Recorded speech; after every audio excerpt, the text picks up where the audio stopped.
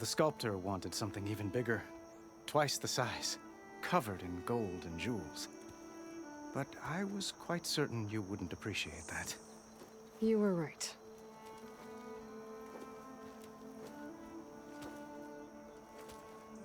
I'm sorry, Avad. It's good to see you, but I can't stay long. I see. I had hoped you'd remain in the city for a time. Perhaps at the palace. Meridian's still in danger. But it's bigger than that. To put things right, I have to go west. To Nox territory. By the sun, that's a Noct? Well, perhaps Murad already told you, but after years of hostility, we've negotiated a truce, in hopes of a lasting peace. Another embassy will be held in just a day or two.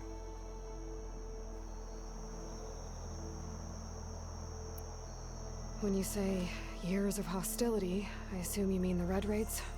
Ah, yes. My favorite subject. I wouldn't ask if I didn't need to know.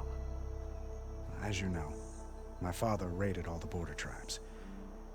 The Asuram, Banuk, and Nora suffered greatly, resisting as best they could. But none fought back like the Tenakth. They rose up and assaulted our western front at Barren Light, sweeping us from their lands. Getting them to talk to us again after that was tricky.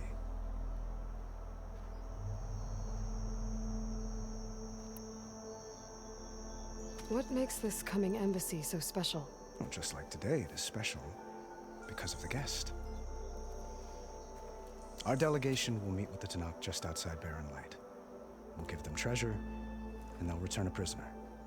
Fashav, one of our finest soldiers. Soldier? Don't you mean raider? No, not in this case. Fashav is my cousin, nothing like Helis and his ilk. He joined the Western expedition with the hopes of reining in certain excesses. But he was captured during a heroic defense of our forward base at Cinnabar Sands, and has been held ever since.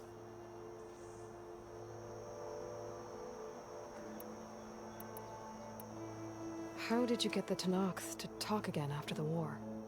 The same way I got you to talk. By giving gifts. The Tenakth like tiaras? More like medals, spices, and relics looted during the fighting. We've met with them on several occasions, and the gifts seem to have eased the tension. But this coming embassy is the most important yet. The best sign we've had so far that the Tenakth want lasting peace.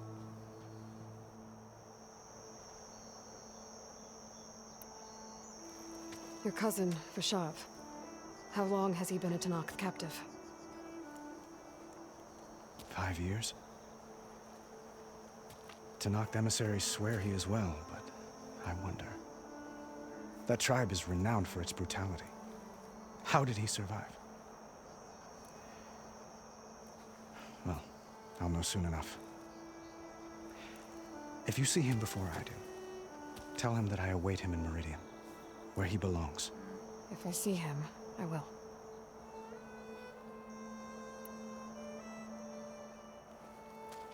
Itaman looks happy. You got him out of Sunfall. Any happiness he has, he owes to you. He's turning into a fine young man, which he'll need to be if he's to inherit the crown. Wouldn't the crown go to a son of yours first? Yes, well, I'd have to get married for that to happen. Murad keeps throwing noble matches at me. But I find I'm always trying to make them into someone they're not. At any rate, I never aspired to the throne, and I don't wish to sit there forever. When Itaman comes of age, I hope to step aside. Free of the crown. I might finally be able to travel the world. Who knows? Perhaps even accompany you on one of your adventures. You make it sound easy.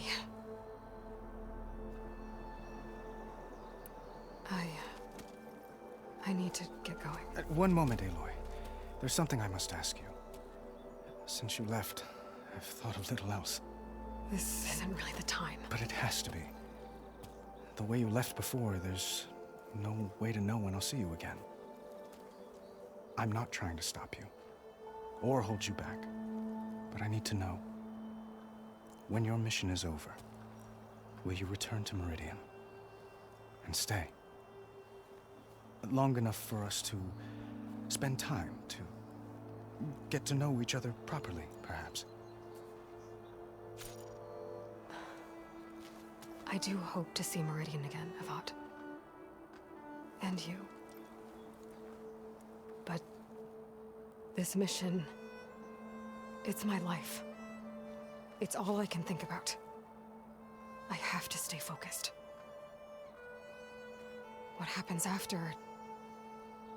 I can't imagine that. I wouldn't know where to begin. Well, if that place were to end up being Meridian, know that you will always receive a boundless welcome here. Tend to your mission, Aloy. I will hope for your success, and look forward to your return.